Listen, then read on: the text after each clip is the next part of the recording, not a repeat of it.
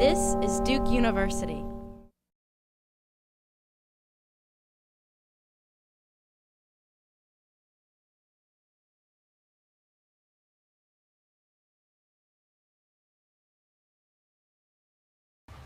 want to thank Francis and Lee for inviting me to this very high-quality conference. I'm completely blown away by the undergraduate student presenters this morning. It was so impressive.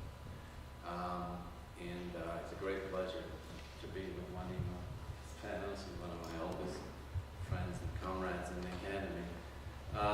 So I think my comments really do flow on from ones that have already been made on the panel. I've been really, since the early days of Occupy Wall Street, I've been part of the debtors movement.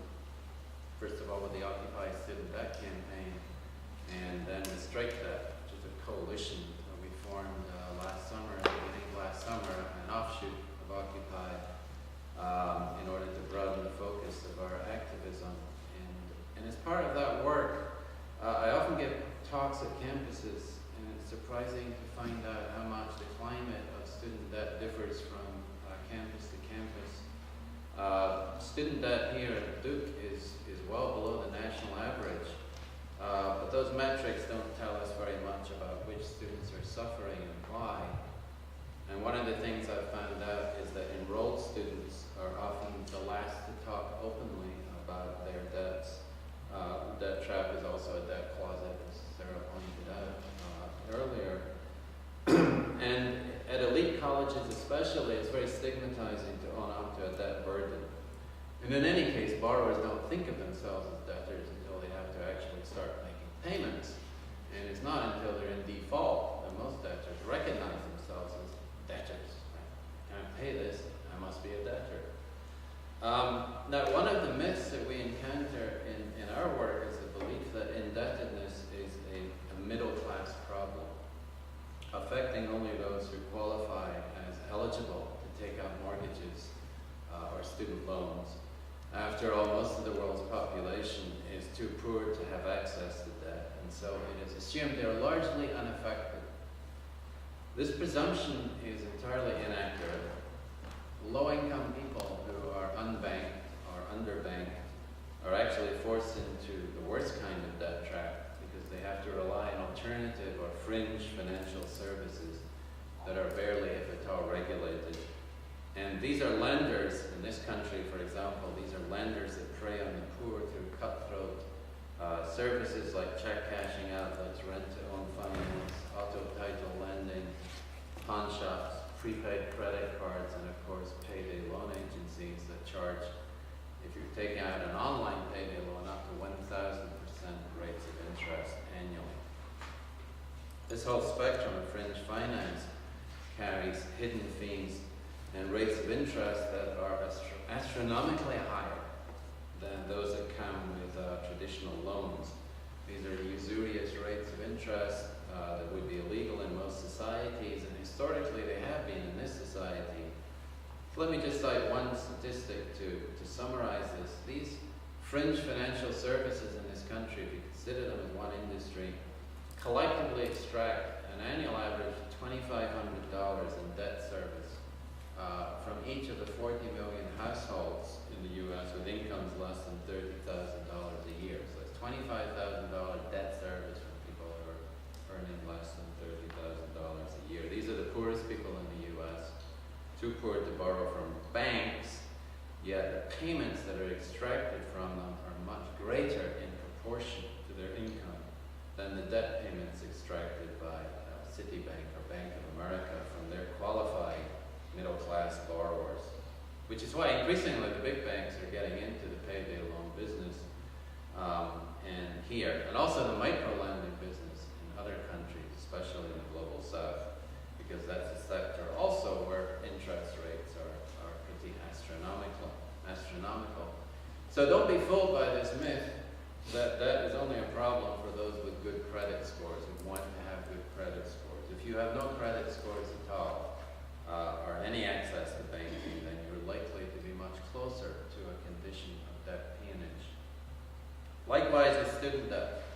The single largest student debts are certainly racked up by by students from middle-income families seeking a private university degree at colleges like Duke or NYU for that matter, and media producers tend to feast on their stories because they can present them as profligate individuals with you know, the inevitable responses on the part of viewers or readers. But the fact is that the overall impact of that student debt is magnified among low-income families, and it reflects certainly in the statistics of race. 81% of African American students, 67% of Latino students who earn bachelor degrees leave college with debt, as compared to only 64% of white students. And the disparities in the default rates are even greater. African Americans are defaulting at 4 times the rate that whites do. And so too, of course, students of color and low-income students in general are much more likely to enroll in for-profit colleges, which have very high non-completion rates and account for nearly half of all student loan defaults. These proprietary colleges, I like to call them Wall Street colleges because they're owned by Wall Street, they are, they engage explicitly in reverse redlining. They explicitly target students of color for recruitment, and dreamers beware. Should be a sign above their doors and caveat dreamers. They're loaded with debt in return for a much less than useful education, to say the least.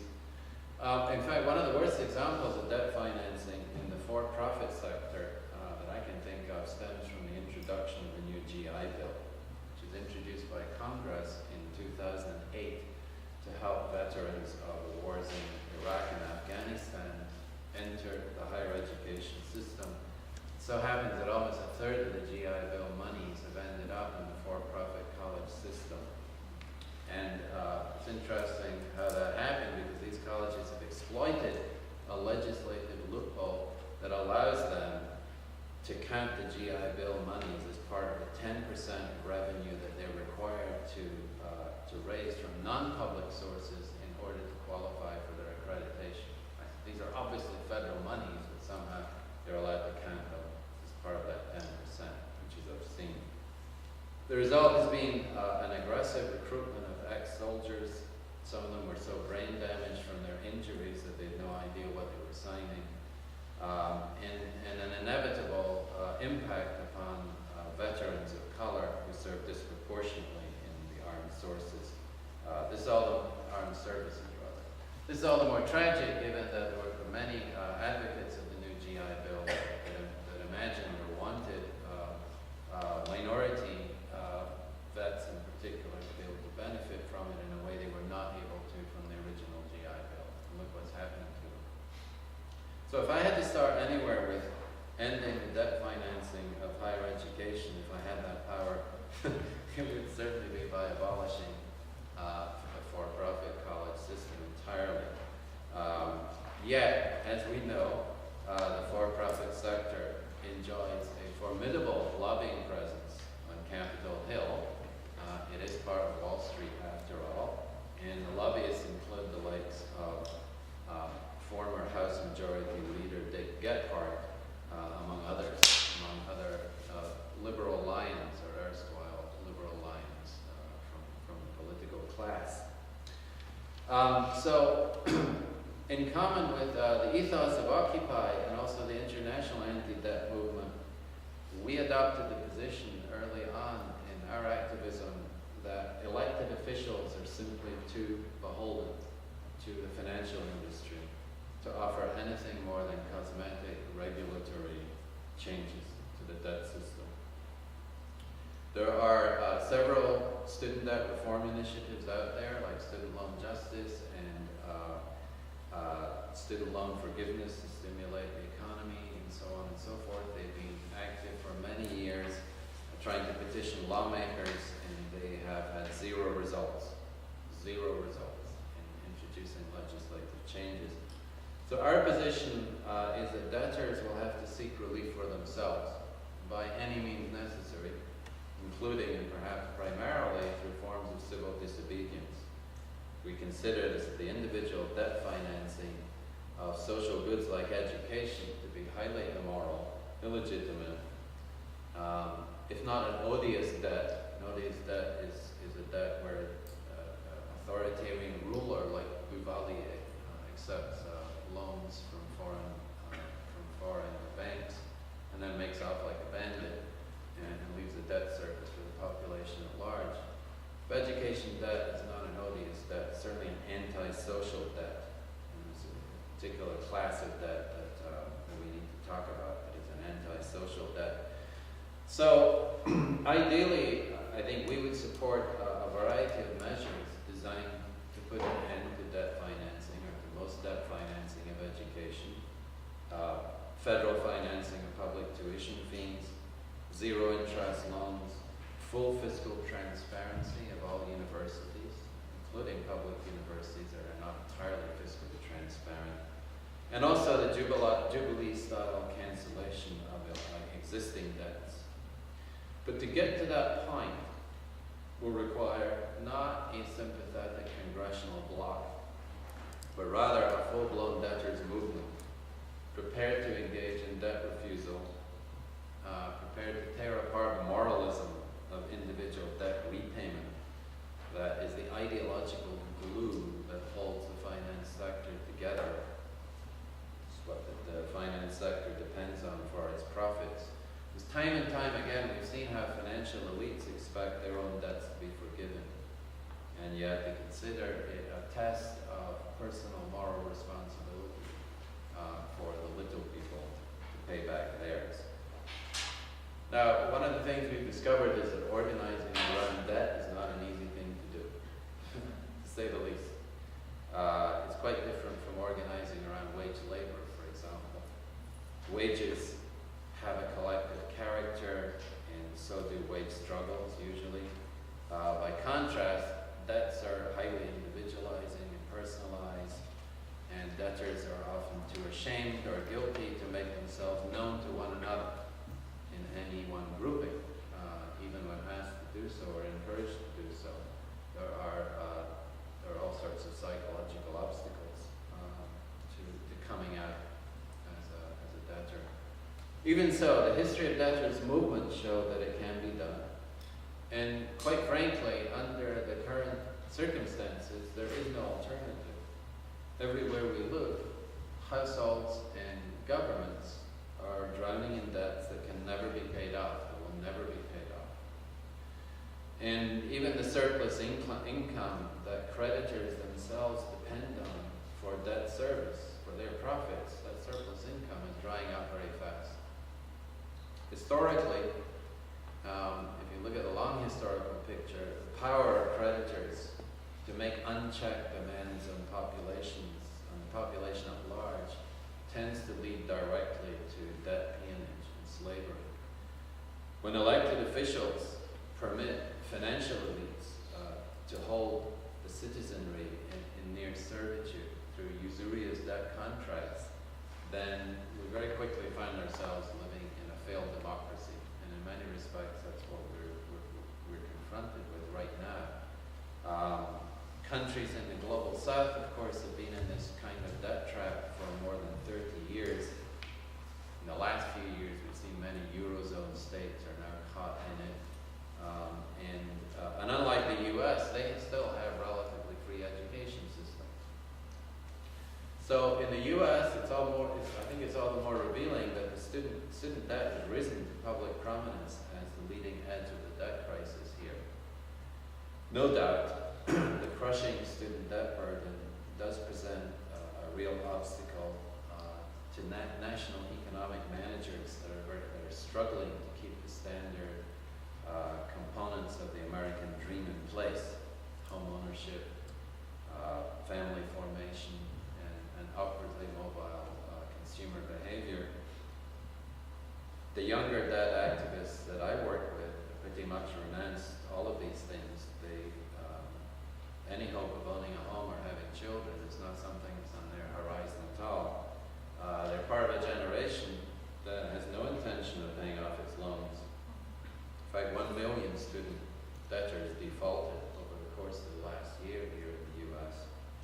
And this is a generation that's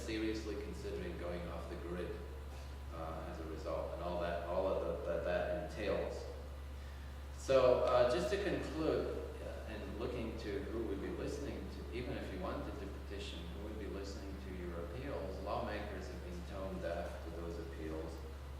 Top university administrators have hardly been any better, not least because the salaries and compensation packages of our own 1% within higher education are directly tied to, have risen in tandem with the skyrocketing cost of college over the last 2 decades.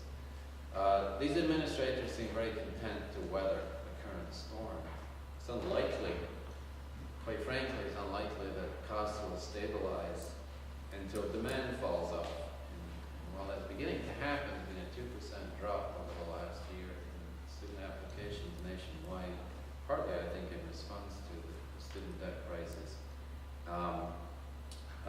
Even if this were to happen quite radically, much bigger drop, the growth in overseas demand, fueled by the desire of the swelling middle class in developing countries for brand name degrees, would more than make up the deficit. And that's what I think a lot of universities are banking on. Maybe Duke is, I don't know, certainly my employer is, NYU. And I think Nora sketched out a scenario, or explained some of the scenario behind that earlier on in the panel. As for my and your faculty colleagues, sadly most of them are still in denial, in a profound state of denial about the situation. And you can understand why our profession is already so much under siege. It's under siege for so many quarters. Why invite yet another reason to undercut the credibility of our voices? I think they also feel they're in a position to say that the blame for rising tuition fees can hardly be laid at our door. After all, faculty salaries are not, which are mostly depressed, barely kept up with cost of living adjustment increases in most universities, have hardly been a factor in the skyrocketing costs. But that is not an adequate response. Cannot be an adequate response. And the fact is, I think we need all hands on deck to combat this condition of indebtedness that more and more people, especially student debtors themselves, are beginning to describe as a condition of indenture. And that's a strong word. It's not as strong as debt slavery, which is a term I would not use myself, though some people do.